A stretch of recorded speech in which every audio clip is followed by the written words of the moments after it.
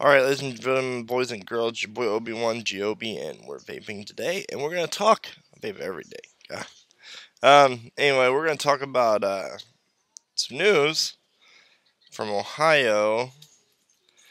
That's just right across the river from me. Granted, now, Cleveland is nowhere near where I live. It's pretty far away. But I wanted to talk about some kind of stuff that I was thinking about the whole situation, and you may end up at the end of this video calling me a conspiracy theorist or crazy or whatever, you know, and that's fine. Anyway, so quick, get you up to date on what's going on if you haven't been paying attention to the news. So this guy, Steve Stevens, works at a children's mental health place, I think. That's what I'm thinking. And his girlfriend breaks up with him, and out of nowhere, he goes on Facebook Live, and he starts ranting about how she broke up with him, and he's upset, and he's already killed like 10, 15 people, and he's never been caught, and that he's going to kill someone else. And he's just looking to pick who he's going to kill, so he's sitting there watching people. And he finally decides on this old man, and he gets out and he tells the old man, you know, look, blame my ex-girlfriend for what's about to happen. He pulls the gun, executes the old man, and he disappears. Now, the police have searched everywhere for him, and they put out like the vehicle description. He's in a Ford Fusion with a temporary tag, and they've they've put out his photo and stuff, and basically they don't know how to find him. They're pinging his phone in like Pennsylvania and Indiana and Tennessee, and they don't know where this guy's at. So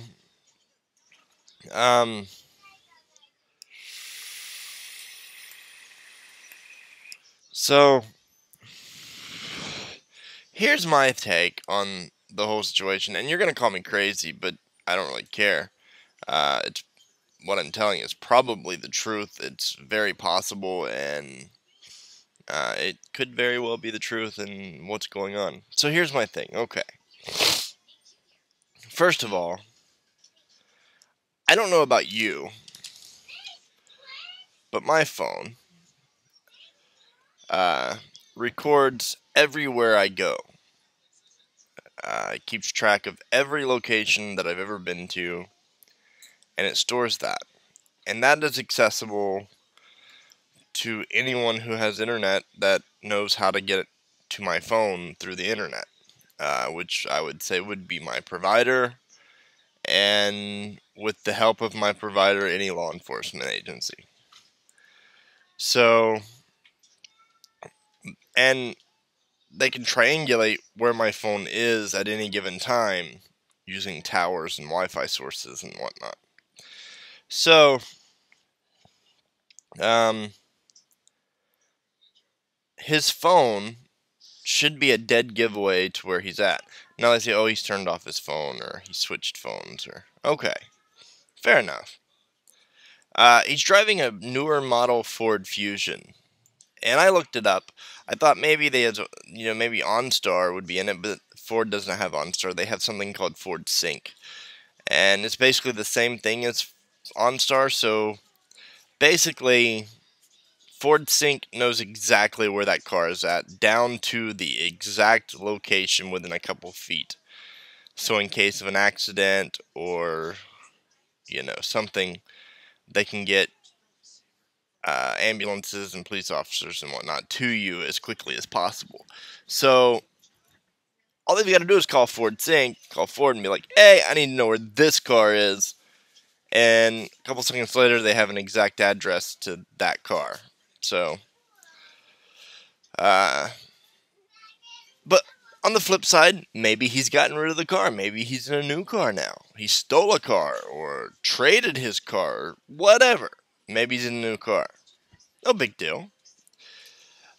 The guy took tons of pictures on Facebook and did live videos and stuff like that. And I'm sure with the craze of Snapchat and Instagram and stuff, he's got plenty of pictures out there. So people should know what he looks like.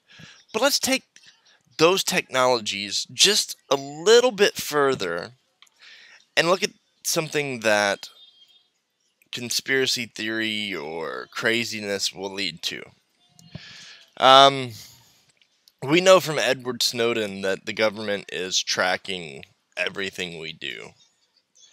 So with the invention of stuff like Snapchat that scans your face and morphs it or whatever, it's scanning your face and adding your facial recognition to a database that is being stored for the government. Same thing with Facebook, where you take a picture and it automatically knows who's in the picture and tries to tag them automatically. And I'm assuming Instagram's the same way. I don't really use Instagram, so I don't know. But I know Facebook and Snapchat are definitely scanning your faces and keeping track of who is who and where they are at any given time. So, here's my thing. How come the government doesn't just access their own database with everyone in the world's picture and then take that recognition, turn on their quantum computer, open up every single camera in the country at one time and scan, and look for his face? I'm pretty damn sure they'd find exactly what city he's in within a few minutes.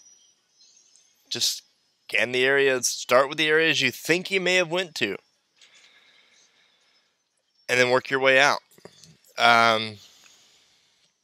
At least within a day, they could have scanned every single camera and looked for recognition, the facial recognition, and find this guy.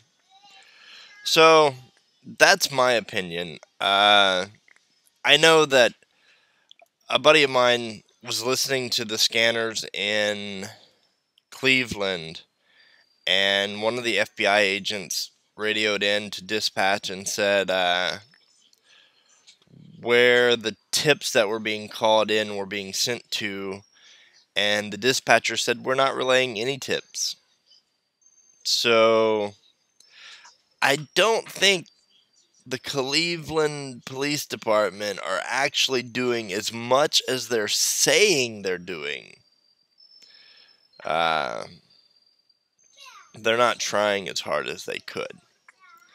So, anyway, that's going to be my video. I think the government keeps a database and they just need to access it and they'll find this guy as quickly as possible. Anyway, I'll see you in the next video. Bye, guys.